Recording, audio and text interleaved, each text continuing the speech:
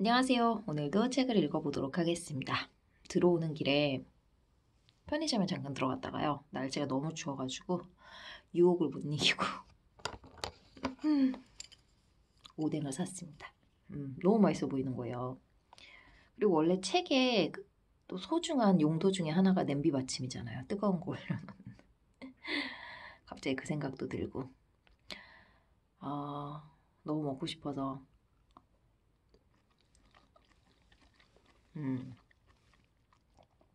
진짜 맛있네요.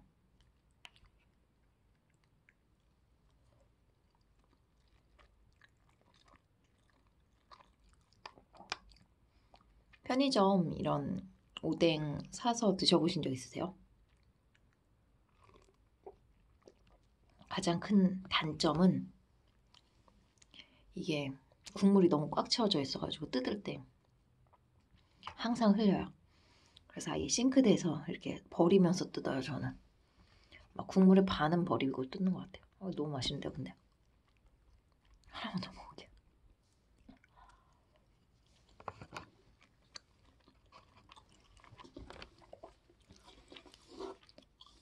꿀떡 삼켰네. 자, 보통의 존재 어제 읽다가 말았죠. 어디까지 읽었냐면은 47페이지까지 읽었어요. 산책이라는 그 내용이었었죠. 그 부분 이제 이어서 읽어보도록 하겠습니다. 근데 이런 식으로 가다 보면 뭐 한 3개월 걸릴 것 같아요. 책 읽는 게.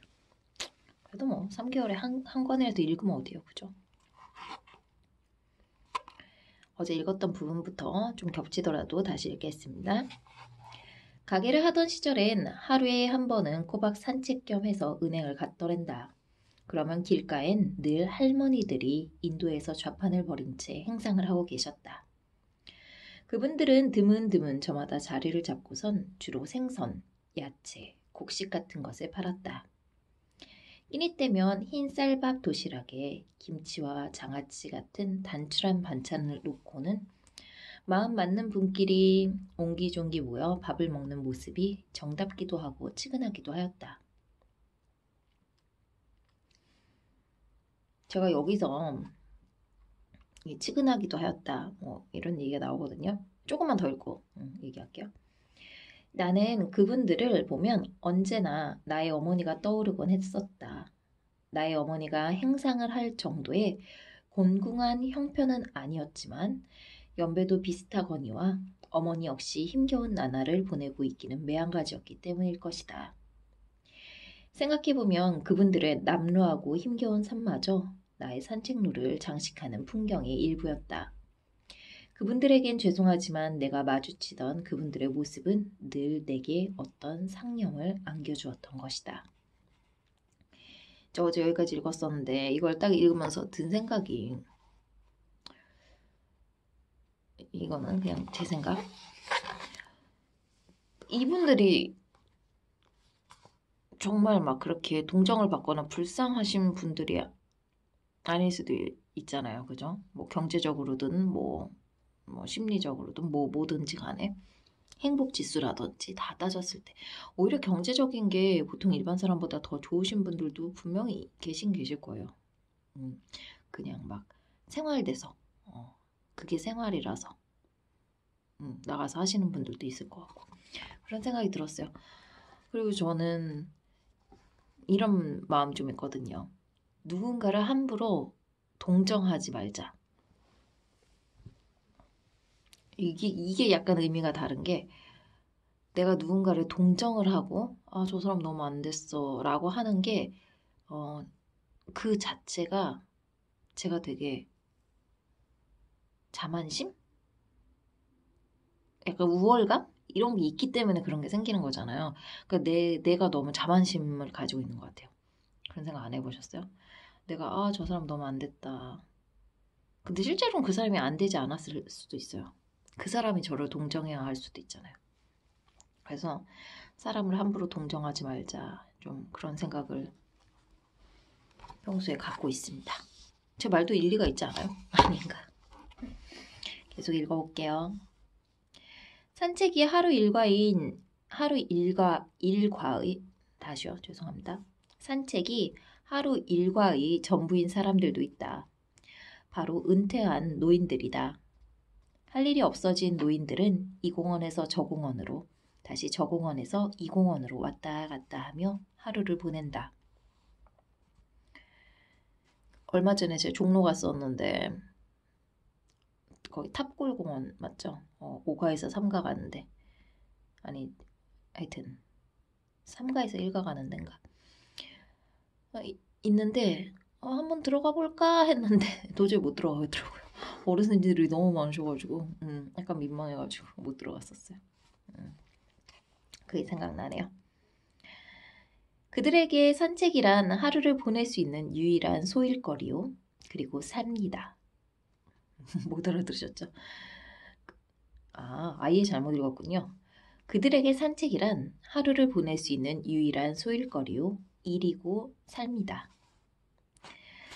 산책을 하다 장기판이 벌어진 곳에 목을 디민 채 30분쯤 구경을 하고, 그러다 벤치에 앉아 떨어져 있던 신문을 주워보기도 하고, 할 일 없이 비둘기들을 쫓다 어쩌다 마주친 말벗과 잠시지만 이야기를 나누기도 한다. 그들에겐 공원으로 산책을 나가는 것이 생애 마지막 할 일인 것이다.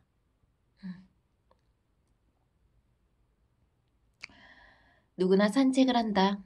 그러나 산책을 하는 이유는 저마다 다르다. 산책이란 누군가에겐 즐거움이요, 또 어떤 이에겐 건강을 위한 몸의 움직임이기도 하다. 또 다른 누군가에겐 고민과 생각의 장이 되어주기도 한다. 이렇듯 사람마다 다른 산책의 모습은 그들 각각의 삶의 모습과 닮아 있다. 누군가에겐 잠시 동안의 여가인 일이 누군가에겐 삶의 전부가 되기도 하고, 누군가에겐 느긋하게 동네 전경을 살피는 한가로운 일이 다른 누군가에겐 고통을 잊으려 집을 뛰쳐나온 절박한 행위가 되기도 하는 것. 오늘도 산책을 나간다. 오늘 나의 산책은 어떤 풍경들이 장식하고 나는 그것을 보며 어떤 느낌과 생각들을 갖게 될까? 이제 거리로 나간다. 그리고 나 또한 풍경의 일부가 된다. 풍경이었습니다. 제가 이 오뎅 국물을 좀 먹어야 되겠어요. 이게 먹고 싶어서가 아니라 목이 메어가지고 핑계가 좋죠. 목이 메이네. 입이 말라가지고 발음이 잘 안 돼요. 하나만 더 먹을까? 그럼 다시 입이 마르려나? 그럼 뭐 다시 국물을 마시죠. 오.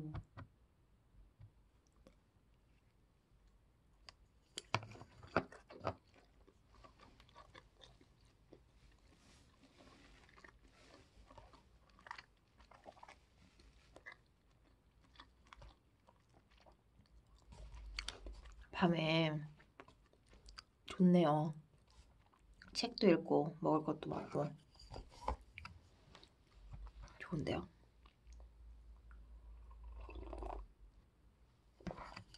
자, 이제 가보도록 하겠습니다. 다음 글은 위로예요. 위로. 한 페이지짜리 글입니다. 굉장히 짧아요. 자, 가보도록 하죠. 위로. 극심한 분열로 인해 내내 괴로워하던 중 내일의 안부를 모니터 위 고양이에게 묻는 것으로 마침내 작은 위로를 받았다. 자고 일어나면 괜찮아질 거야. 마치 그렇게 말하는 것 같았다. 고양이도 해주는 위로를 왜 사람은 못 해주는 걸까? 이건 뭐 그죠? 사람보다 동물이 나을 때가 많잖아요. 저 동물을 지금 키우고 있진 않지만, 근데 뭐 그거는 뭐 당연하겠죠. 동물들은 말을 못하니까 내가 듣고 싶은 대로 생각하면 되잖아요. 걔네들이 똑같은 표정을 줘도 내가 듣고 싶은 말로 이렇게 해석해서 들으면 되니까 동물들이 큰 위안을 주는 경우가 많은 것 같습니다. 자, 그러면 이제 다음 글은 매형 얘기인가 봐요. 첫째 매형 김연기. 서건아 놀라지 마. 이렇게 하면 안 되는 톤인가 봐요. 서건아 놀라지 마. 이거네요. 톤이. 20년 전 도남동 어느 맥주집에서였다. 큰 누나는 환한 웃음을 짓고 있었고 다른 누나들도 모두 깊은 얼굴을 하고 있었다. 조금 있으니 185 정도 장신의 구부정한 아저씨가 들어오는데 그만 눈이 휘둥그레졌다. 나는 큰 누나가 영택이 형하고 결혼할 줄 알았기 때문이다. 그러나 어쩌겠는가. 이제 이 사람이 나의 매형이라니.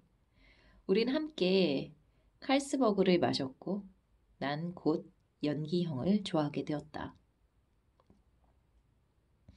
이렇게 큰 누나의 전 남친 이름을 이렇게 공개해도 되는 겁니까? 응?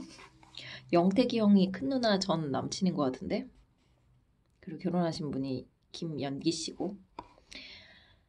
25년 전에 큰 누나와 매형은 함께 노동운동을 하다 구속되어 옥살이를 했는데 형은 고문을 심하게 당해 석방된 후에도 오랫동안 몸이 회복되지 않았다. 그러셨구나.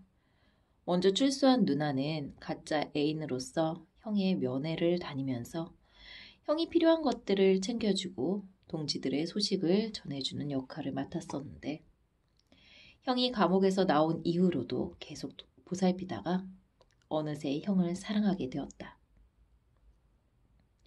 운동을 하던 누나는 신념이 같은 정치적 동지와 결혼해야 한다는 생각이 확고해 운동권 선배였던 형을 택했고 내가 코올리게 시절부터 누나의 남자친구였던 결정적으로 운동을 하지 않았고 그저 너무 착한 사람에 불과했던 영택이 형과는 그렇게 이루어지지 못했다. 운동권 출신이어서 같은 그 생각을 가진 분을 찾으셨구나. 그게 더 맞을 수도 있죠. 내가 고등학교 1학년 때 광화문 한국일보사에서 형과 누나는 결혼식을 올렸다. 집안의 첫 경사였기 때문에 많은 사람들이 왔고 초등학교 동창인 인선이와 혜정이도 와서 이를 거들었다. 20년 전에 결혼식은 지금과는 달랐다. 이혼이라는 게 지금처럼 밥 먹듯 일어나던 때도 아니었고 100년해로 영원한 사랑 같은 이상적인 가치들이 당연하게 받아들여지던 시절이었다. 낭만이 있었다고 해야 하나? 결혼식은 성스러웠고 설렘이 있었다. 의식은 결코 기계적이지 않았다. 식을 올린 후 두 사람은 흑석동의 살림을 차렸다. 나의 매형 김영기는 세상에 대해 냉소적이었지만 지적이고 멋있는 기품을 갖고 있던 사람이었다. 학교에서는 수재로 통했을 만큼 샤프한 머리를 가졌던 데다 사람이 말을 할 때 표정을 보면 근본적으로 뿜어내는 기운이 시니컬하고 진지해 그것이 매력인 사람이었다. 그의 웃음은 늘 어떤 차가움을 내포하고 있어서 성격 자체가 날카롭고 신경질적인 기질이 있어 대하기는 조심스러웠지만 그게 바로 그 사람이었다. 문민정부가 들어서고 세상은 변해갔다. 80년대의 운동권들은 프로 정치가가 되거나 생활 전선에 뛰어들었다. 끼니와 자식 교육 앞에 운동권 투사들은 평범한 생활인이 되어갔다. 누구는 정치적으로 출세도 하고 누구는 큰 돈을 버는 사업가가 되기도 했지만 형은 자신의 망가져버린 몸을 감당하지 못했고 변해가는 세상 속에서 자기 자리를 찾지 못했다. 형의 방황은 계속되었다. 형은 오랜 방황 끝에 마침내 작은 안식처를 찾았지만 유감스럽게도 그곳은 가정도 직장도 아니었다. 결국 결혼 생활 내내 형은 가족에게 충실하지 못했고 누나는 그런 형에게 희망을 버리지 못했다. 10년 전쯤 됐을까? 어느 날 누나가 바우가 조카래요, 조카. 조카와 날 데리고 한강에 가서 식사하고 차를 마시는데 그때 그런 예감이 들었다. 이제 내가 바우의 아버지 노릇을 해야 할지도 모르겠구나. 누나는 별다른 말을 하지 않았지만 누나의 퀭한 가슴은 지켜보기만 해도 알 수 있었다. 세월은 그렇게 흘렀다. 상처는 봉합되지 않은 채 그냥 그렇게 흘러가고 있었다. 다시 10년이 어물쩍 흐르던 어느 날 물어볼 것이 있어 누나랑 전화를 하는데 대뜸 그런다. 수속을 끝냈다. 고. 뭐? 벌써? 예상했던 일이고 그래야만 했던 일이었지만 막상 닥치고 보니 기분이 담담하지 못했다. 누나가 이혼을 하셨나 보군요. 늘 누나의 퀭한 가슴을 지켜보기 힘들어 차라리 빨리 헤어지길 바랬었는데 이렇게 정말로 두 사람이 더 이상 같이 살 수 없게 되었다고 하니 뭐라 말할 수 없는 가슴 아림 같은 것이 마음속을 짓눌러 왔다. 그 길로 누나를 찾아가 이야기를 나누는데 또 대뜸 그런다. 점쟁이가 아직도 형은 자기를 사랑한다고 했다며. 아, 정말 여장부인 우리 누나. 어쩌면 형한테만은 저토록 물을 수가 있을까. 이혼 수속 절차까지 밟았으면서 아직도 형에 대한 미련을 버리지 못하고 있었다. 희망이 생기리라는 희망, 소통이 가능하리라는 믿음, 가족이라는 제도가 지속되리라는 기대. 어렸을 때부터 믿어왔던 가치들이 이렇듯 차례차례 허물어져 가는 모습을 보고 있어야 하는 심정은 참담하다. 소통은 이루어지지 않았고 희망은 부질없는 것이 되었으며 가족은 결국 지속되지 않았으니까. 이제 매형은 추억 속의 사람이 되었다. 정말 좋아하던 사람이었는데 나의 매형, 나의 첫째 매형. 세상에 대해 냉소적이었지만 지적이고 멋있는 기품을 갖고 있던 사람. 딱 그만큼만 세상을 살아냈더라면 좋았을련만. 아들 바오가 태어날 때 함께 기다리며 초조해하던 형의 모습. 공기 좋은 곳으로 날 데려가 운전 연수를 시켜주던 기억. 그 모든 추억들이 솟구쳐 올라 형이 보고 싶었지만 이제는 그럴 수 없게 되고 말았다. 어버이날이 되면 무슨 일이 있었냐는 듯 집에 들어서며 환하게 웃을 것만 같은데 이제 더는 명절날조차 볼 수 없게 된 것이다. 형, 저에게, 우리 누나에게, 또 우리 가족에게 잘 대해주었던 그 기억만 간직할게요. 건강하세요. 매형에게 쓴 글이군요. 누나도 힘드셨겠다. 다음 글은 친구입니다. 한 페이지짜리 글이네요. 잘 생각해 보세요. 내가 듣기 좋은 말만 하거나 당신에 대해 어떤 반대도 하지 않았다면 난 당신을 정말로 좋아하는 것은 아니에요.